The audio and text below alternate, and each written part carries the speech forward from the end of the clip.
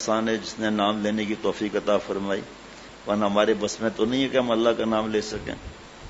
یہ تو ذکر کائنات کا ذکر ہو جاتا ہے، اور ایک ذکر وہ ہے جو فرض ہے 24 گھنٹے کا ذاکر جو ہے، جو اللہ کو ناراض نہیں کرتا، ہر کام سنت کے مطابق کرتا ہے. اور یہ ذکر جو ہے اس میں مزہ آتا ہے، اور گناہ نہ کرنے کے ذکر میں تکلیف ہوتی ہے، اور تکلیف اٹھانے پر اللہ ملتے ہیں. اللہ تعالیٰ اس کی بھی توفیق عطا فرمائے. اللہم اغفر لی کی ایک تسبیح پڑھ لیجیے. اللہم اغفر لی، اللہم اغفر لی، اللہم اغفر لی، اللہم اغفر لی، اللہم اغفر لی.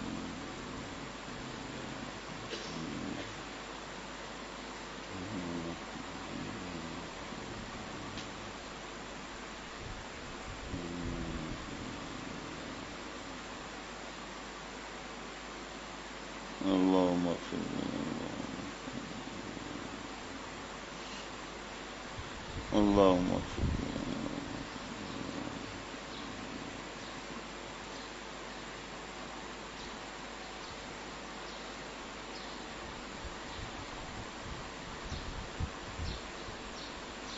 اللہم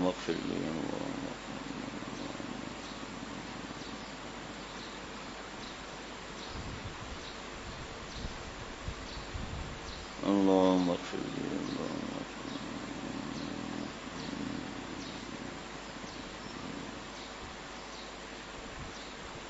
اللہم اغفر لی، اللہم اغفر لی،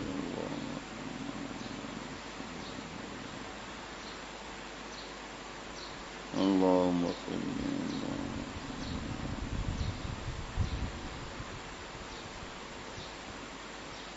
اللہم اغفر لی. اللہم اغفر لی،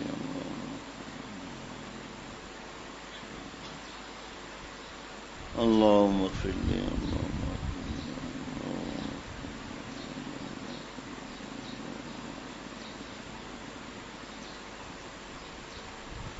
اللہم اغفر لی.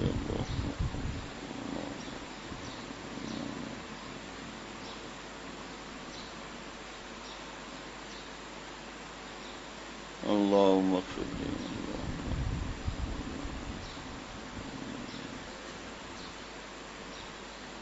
اللہم اغفر لی. درود شریف پڑھ لیجیے. صلی اللہ علی النبی الامی، صلی اللہ علی النبی الامی، صلی اللہ علی النبی الامی، صلی اللہ علی النبی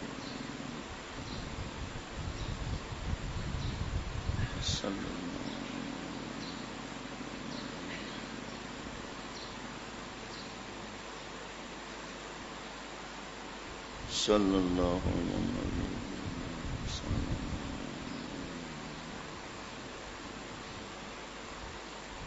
صلی اللہ علی النبی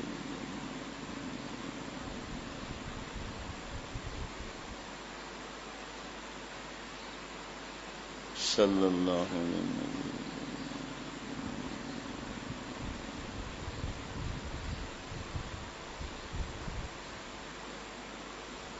صلی اللہ علی النبی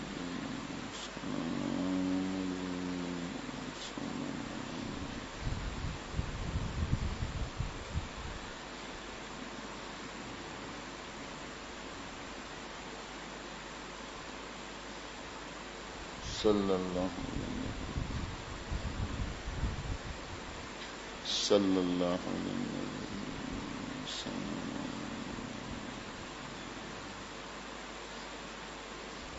صلی اللہ علی النبی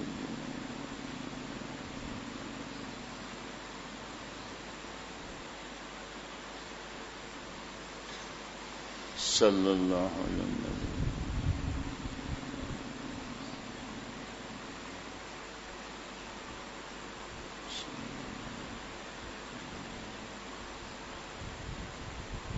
صلی اللہ علی النبی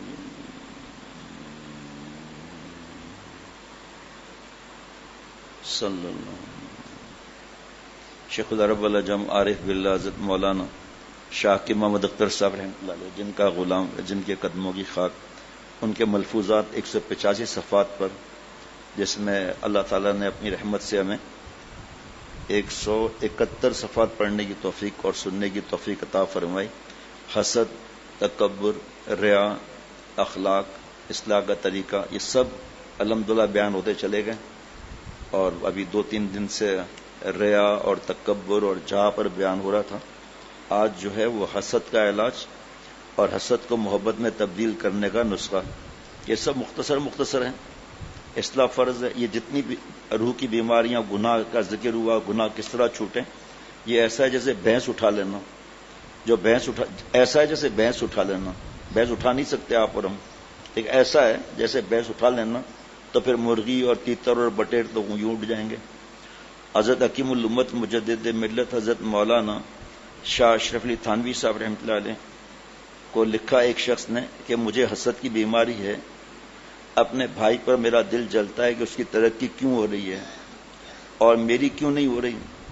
لہذا دل، یہ خوش نصیب ہیں جو اصلاح فرض ہے نا اس کی فکر کرتے ہیں. یہ خوش نصیب ہیں، ایک دل کی بات کھل کر لکھ دیتے ہیں.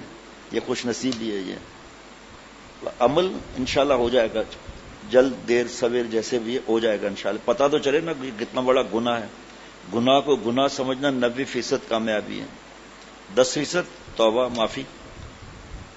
لہذا دل جل رہا ہے، ہر وقت پریشان ہوں. حضرت تھانوی رحمۃ اللہ علیہ نے اسے حسد کا جو علاج لکھا وہ سنیے. نمبر 1، جس بات پر تمہیں جلن ہے، مثلا ایک ڈاکٹر کے پاس روزانہ 50 مریض آتے ہیں، تمہارے یہاں 10 آ رہے ہیں، تمہیں جلن ہو رہی ہے تو تم یہ دعا کرو کہ اللہ اس کے پاس مریض اور بڑھا دے، اس کی کلینک مرتب اور چمکا دے، یہ جس کو دوا دے سب کو شفا ہو جائے. اے اللہ اس کے ہاتھ میں شفا رکھ دے، اس کی دنیا میں بھی بنا دے اور دین بھی بنا دے. تو اس کے لیے دعا کرو، کیونکہ حسد ہم پیشہ پر ہی ہوتا ہے. مولوی پر حسد کرتا ہے، ڈاکٹر پر، انجینئر پر، تاجر پر، شیخ پر. کسی ڈاکٹر کو کسی مولوی پر حسد نہیں ہوگا. لہذا حضرت نے لکھا کہ اس لیے دعا کرو کہ اللہ اس کی نعمت میں اور ترقی دے، کیونکہ حسد میں یہ دل چاہتا ہے کہ اس کی نعمت زائل ہو جائے. کسی کی نعمت زائل ہونے کی تمنا کی بیماری حسد ہے. دوسرا علاج، کبھی کبھی اس کو ایک پیالی چائے پلا دو. یہ علاج بڑا کڑوا ہے. جیسے ڈاکٹر شوگر والوں کو کریلے کا پانی پینا بتاتے ہیں، تو جس پر حسد ہے حضرت تھانوی رحمۃ اللہ علیہ حکم دے رہے ہیں کہ اس کو کبھی ایک پیالی چائے پلا دو. کڑوی دوا تو ہے یہ، لیکن اللہ کو راضی کرنا ہے تو یہی کڑوی دوا میٹھی لگے گی. اللہ کے لیے جان کی بازی لگا دو. نمبر 3، اپنی مجلس میں اس کی خوبیاں بیان کرو کہ ماشاءاللہ اچھے آدمی ہیں، نمازی ہیں، اس میں کوئی نہ کوئی خوبی تو ہوگی، تو اس کی خوبی بیان کرو. نہ ہو تب بھی بیان کرو. ایسا نہیں کسی ڈاکو کی خوبی بیان کر دیں کہ بڑا میاں آدمی ہے بھائی، ہے جی کیا پوچھتے ہو جناب، ہے جی. یا کوئی دفتر میں آ جائے اور کسی کی انکوائری کرے کہ بیٹی کی شادی اس سے کرنے والوں کیا خیال ہے آپ کو، ہے پہلے نمبر کا زانی اور چرس اور بنگ پینے والا ہے. ارے بھائی جان کیا پوچھتے ہو، یہ حقیر فقیر عبد القدیر ہیں جناب، ہے جی. ایسا ایماندار ہے کہ پیسہ دو گے کبھی واپس ہی نہیں کرے گا. آپ اس کی تھوڑی تعریف کریں گے. جو سچی بات ہے بتائیں گے بس، اور اکیلے میں بتائیں گے، سب کے سامنے نہیں بتائیں گے کہ غیبت نہ ہو جائے. اللہ کبھی بھی اس کی غیبت نہ کرو، اس کی برائی نہ کرو، اور اللہ تعالیٰ سے دعا گو رہو. نمبر 5، جب سفر پر جاؤ، جیسے حج کرنا ہے، عمرہ کرنا ہے، یا کہیں بھی جانا ہے، تو اس سے مصافحہ اور دعا کی گزارش کر کے جاؤ. یہی بات حضرت والا نے ایک عالم سے کہی تھی، چھپا ہوا ہے کتاب میں. تو انہوں نے کہا حضرت مجھے میرے ساتھ کے پڑھے ہوئے ہیں اور سب لوگ ان کو پوچھ رہے ہیں، مجھے کوئی پوچھتا بھی نہیں، میرا کوئی درس قرآن بھی نہیں رکھواتا. تو پیارے شیخ نے فرمایا کہ مولانا حسد تو ہے ہی برا، لیکن عالم پر حسد کرنا یہ تو اور بڑی برائی ہو گئی. تو اللہ کی طرف سے یہ اصل میں پتہ نہیں آگے لکھا ہے نہیں لکھا ہے، اصل میں اس کو اللہ پر اعتراض ہو رہا ہے کہ اللہ نے اس کو کیوں دیا ہے. حضرت والا فرماتے تھے کہ حضرت پھول پوری رحمۃ اللہ علیہ میرے دادا شیخ فرماتے تھے، حسد کی آگ میں کیوں جل رہے ہو، جہنم کی طرف کیوں چل رہے ہو، خدا کے فیصلے سے ہو ناراض، کف افسوس. شعر پورا ہو گیا. کف افسوس ہائے کیوں مل رہے ہو. اگر یہ علاج نہیں کرایا اس کی غیبت کریں گے. پھر زنا سے اشد، الغیبت اشد من الزنا. ایک دفتر ہے، جناب چیئرمین اس سے کیوں محبت کرتا ہے، اب کیا کرے گا؟ اگر یہ علاج نہیں کرایا، یزکیم فرض ہے، اصلاح فرض ہے، تو اب اس کی غیبت کرے گا، زنا سے اشد، اس سے بڑا گناہ بہتان لگائے گا، اس سے بڑا گناہ بدگمانی کرے گا، ٹوہ لگائے گا، دل اس کا بسم ہو جائے گا، جل رہا ہے، حسد کی آگ میں کیوں جل رہے ہو؟ ایسا حسد خطرناک معاملہ ہے، بڑی خطرناک چیز سمجھیے گا۔ اللہ پر اعتراض کر رہا ہے کہ اللہ آپ نے اس کو ٹویوٹا کرولا دی، ہم کو کھوتا کرولا بھی نہیں دی، ہاں جی، یا سوزوکی۔ ان کا وینڈر صاحب ہے نا سوزوکی کے، کہہ رہے سوزوکی کا نام نہیں آ رہا تو میں نے سوزوکی کا نام بھی لگا دیا بھائی۔ اللہ اللہ، جب سفر سے واپس آؤ تو اس کے لیے کوئی ہدیہ لے آؤ، چاہے ایک رومال ہی لے آؤ، ایک رومال چند روپے میں مل جائے گا، تو اسے رومال پیش کر دیا کہ آپ کے لیے لاہور سے رومال لایا ہوں، موزہ لایا ہوں، غرض کوئی ہدیہ لے جاؤ، چاہے مسواک۔ یہ چند نسخوں پر جب اس نے عمل کیا، پھر حضرت مجدد کو لکھا کہ اب جلن کم ہو گئی ہے۔ حضرت تھانوی رحمۃ اللہ نے فرمایا ابھی 15 دن یہی نسخہ اور استعمال کرو، ابھی بھی کچھ جراثیم ہیں۔ اس کے بعد پھر لکھا کہ اب تو جلن کی بجائے دل میں ان کی محبت معلوم ہوتی ہے۔ اللہ اکبر، اب تو ان کو دیکھ کر جی خوش ہوتا ہے۔ بھائی بتا رہا ہوں، ایک طالب علم پر حسد کرے گا، اس کی عبادت کیوں اتنی اچھی ہے، اس نے تکرار کے اندر اس کو کیوں موقع دیا گیا، یہ درسگاہ کا امیر کیوں بنایا گیا، اس کی اس غلطی پر پکڑ کیوں نہیں ہوئی، میں جا کے چغلی لگاتا ہوں اور گناہ کر لیا، اس کی لکھائی اتنی اچھی کیوں ہے، اس کے نمبر اچھے کیوں ہے، استاد جی اس کو زیادہ دھیان کیوں دیتے ہیں۔ تو وہاں ہم نے تو اللہ سے مانگنا ہے نا، جو فرمایا بھئی میں اس لیے نیک نہیں بن سک رہا ہوں کہ میرے شیخ نے جو مجھے پرسکرپشن لکھ کے دی ہے ڈاکٹر نے کہ 8-8 گھنٹے پر اینٹی بایوٹک لیں، ایک طاقت کا کیپسول لیں اور مرچیں نہ کھائیں، میں اپنی شیخ کی بات مانتا ہی نہیں ہوں، پھر میرا قصور ہے نا۔ بیان تو کرتے ہیں، شرعی پردہ ہے، غیر شرعی تقریبات سے بچتے ہیں، محفلوں میں برے جملے کہہ رہے ہیں، لطیفے فوش سنا رہے ہیں، پھر زہر تو کھا رہے ہیں۔ حضرت والا تھانوی رحمۃ اللہ فرماتے تھے کہ سارا دن اچھی اچھی غذا بادام پستے تک کھائے اور خمیرہ شیرہ عناب والا موتیوں والا، ایسا کر کے حضرت فرماتے تھے یہ اتنا زہر چاٹ لیا صحت ہوگی، گناہ بھی ایسے ہی ہیں، گر گرفتار صفات بدشدی ہمچوں دوزخ مذاب سرمدی۔ اے میرے بھائی 100 میں سے 99 گناہ چھوڑ دیے، ایک گناہ میں مبتلا ہیں، دوزخ تلاش کرنے کی ضرورت نہیں، ہماری ذات خود دوزخ ہوگی۔ یہ کیا کم ہے؟ بد نظری کو ہم گناہ سمجھتے ہیں؟ دن میں کتنی بد نظری ہم کر لیتے ہیں، دل میں زنا کے خیالات کتنے پکا رہے ہیں، تکبر، جا، حب جا، کینہ، بغض، حسد، کیا کیا نہیں، حب جا، حب با، تکبر، وہ تو دل تو سڑ رہا ہے نا، چہرہ چمکدار ہے، بابا با یزید بستامی جیسا، کام میرے ننگے یزید جیسے۔ اللہ نے پردہ ڈالا ہوا ہے، اللہ پر اور فدا ہونے کی بجائے اور اکڑ کہ بھائی کوئی بھی پوچھے گا میں تعویل دے دوں گا، تو کیا ہو گیا؟ تعویل دے دیا تو کیا ہو گیا؟ ہمارے ساتھی کبھی کہتے ہیں نا یہ ہو گیا وہ ہو گیا، میں نے کہا بھائی آپ جو مجھے جو آرگیومنٹس دے رہے ہو یہ اللہ کو دے سکتے ہو؟ اچانک لڑکی سامنے آ گئی تھی، اچانک فیس بک میں چلا گیا، اچانک سب اچانک ہو گیا، کیا کرے؟ شیطان کرا دیتا ہے۔ شیطان سے پہلے کون شیطان تھا جس نے اسے مردود کیا؟ نفس عشق جس کا امام ہوتا ہے اونچا اس کا مقام ہوتا ہے، نفس جس کا امام ہوتا ہے نیچا اس کا مقام ہوتا ہے۔ نیچا یعنی کہ من تکبر وضعہ اللہ، اور نیچے سے مطلب گندے مقامات۔ ناف سے اوپر شیطان کالے بال گورے گال دکھاتا ہے، رس بھری آنکھ دکھاتا ہے، پھر سیمپل دکھا کر پل کرتا ہے، اس پہ لات مار کر پش کرتا ہے گٹر لائن میں۔ اب تو ان کو دیکھ کر جی خوش ہوتا ہے، پہلے ان کو دیکھ کر الرجی ہوتی تھی، اب دیکھ کر انرجی آتی ہے، طاقت آتی ہے، خوشی پیدا ہوتی ہے، ورنہ پہلے اس کا سامنا کرنے سے بھی تکلیف ہوتی تھی۔ جناب حضرت میر صاحب رحمۃ اللہ علیہ حضرت والا کے سنا رہے تھے ملفوظات، ابو جہل اور ابو لہب حضور صلی اللہ علیہ وسلم کے رشتہ دار بھی تھے، لیکن حضور صلی اللہ علیہ وسلم کی دشمنی اور عداوت سے ان کا کیا اثر ہوا؟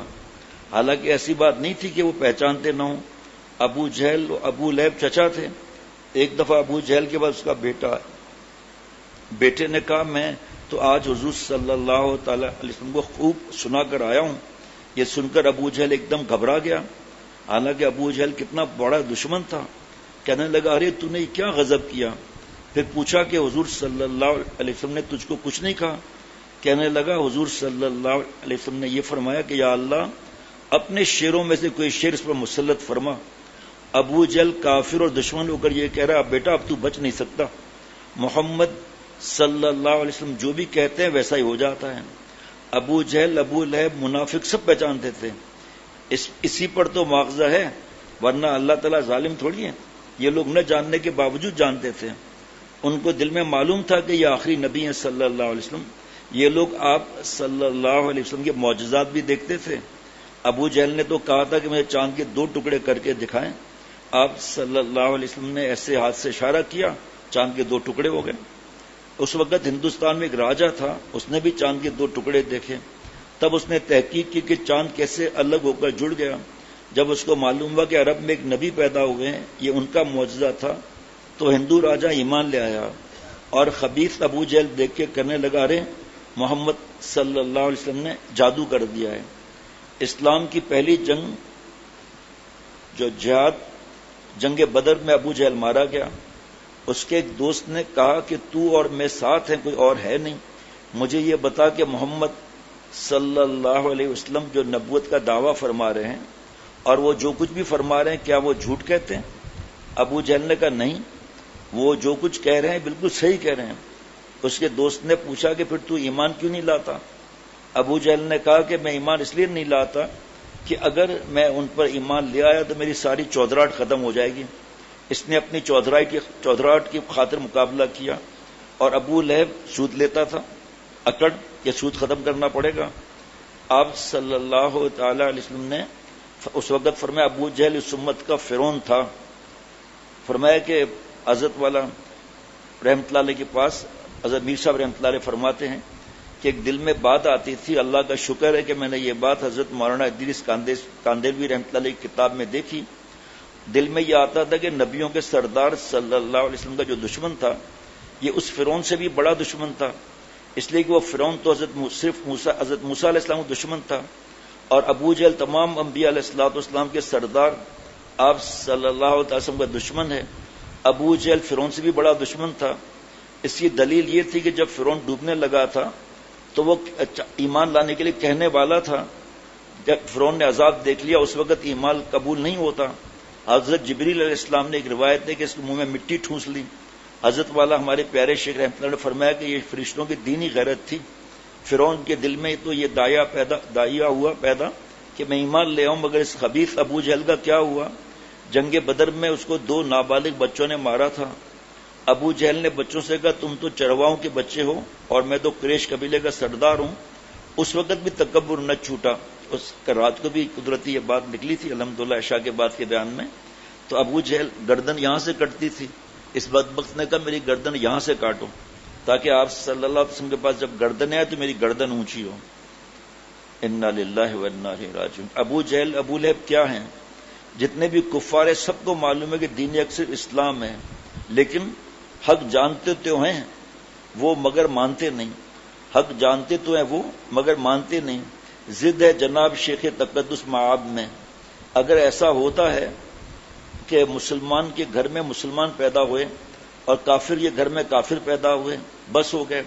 ایسا ہو تو گیا، لیکن اللہ تعالیٰ نے دونوں کو برابر کی عقل دی. یہ حضرت والا ہمارے پیارے شیخ نے فرمایا تھا. قاسم بھائی حضرت کے بڑے بھائی تھے میر صاحب کے. حضرت والا رحمۃ اللہ علیہ سے سوال کیا تھا کہ جو کافر یہ گھر میں پیدا ہو گیا وہ کافر ہو گیا، اور جو مسلمان یہ گھر میں پیدا ہوا وہ مسلمان ہو گیا. اس پر حضرت والا رحمۃ اللہ علیہ نے فرمایا کہ ایک اللہ کا فضل ہے اور ایک عدل ہے. جیسے آپ نے 2 مزدوروں سے کہا کہ ہم آپ کو 50-50 روپیہ دیں گے، یہ کام کر دو. ان دونوں مزدوروں نے کام کر دیا تو دونوں کو 50-50 روپے دیے گئے، مگر آپ کو ایک کا کام زیادہ پسند آیا، آپ نے اس کو 100 روپیہ بھی دے دیا تو زیادہ. تو دوسرا یہ نہیں کہہ سکتا کہ اس کو آپ نے 100 روپیہ کیوں دیا، یہ تو اس کا فضل ہے. لیکن جو مزدوری تھی وہ پہلے سے برابر طے تھی. تو اللہ تعالیٰ نے کافر اور مومن دونوں کو برابر کی عقل دی. اللہ نے مومن پر یہ فضل فرما دیا کہ مسلمان کے گھر میں پیدا فرما کر آسانی فرما دی، لیکن کافر کو بھی عقل دی کہ آسمان اور زمین دیکھ کر حق کی جستجو کروں. یتفکرون فی خلق السماوات والارض. اب اس وقت موقع نہیں ہے اس پر حضرت کیا بیان فرماتے تھے.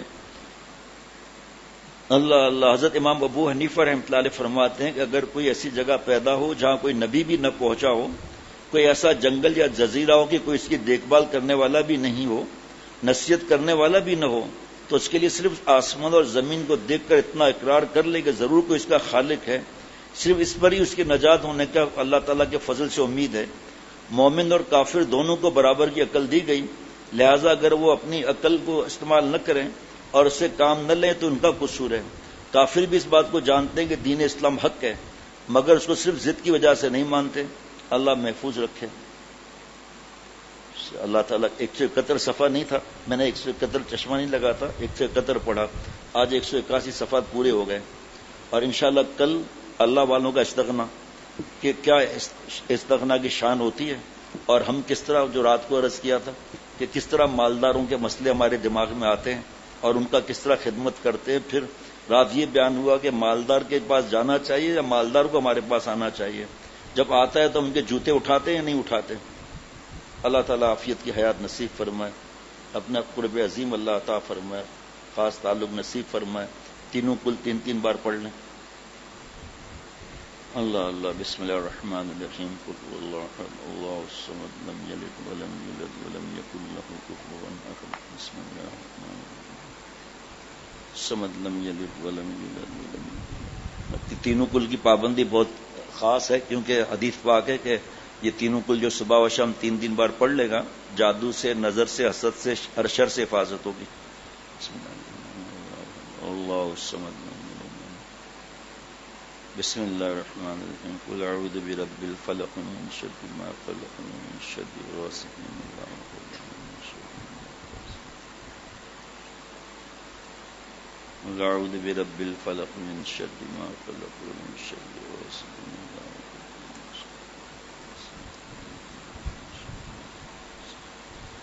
قل اعوذ برب الفلق من شر ما خلق من شر غاسق اذا وقب من شر.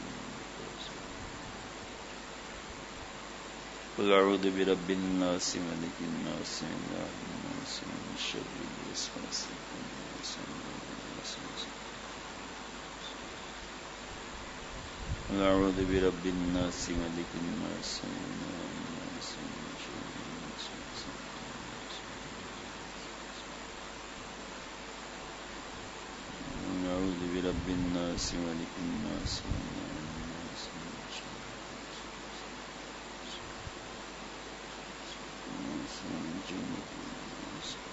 10 بار پڑھ لیجیے. لا حول ولا قوت الا باللہ العلی العظیم. لا حول ولا قوت الا باللہ العلی.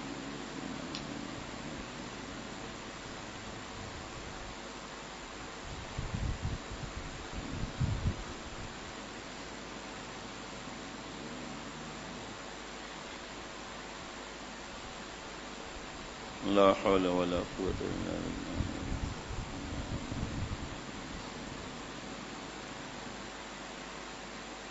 ربنا تقبل منا انك انت السميع العليم. سبحان ربك رب العزة عما يصفون وسلام على المرسلين والحمد لله رب العالمين. صلى الله على النبي الأمي وعلى آله وصحبه وبارك وسلم برحمتك يا أرحم الراحمين.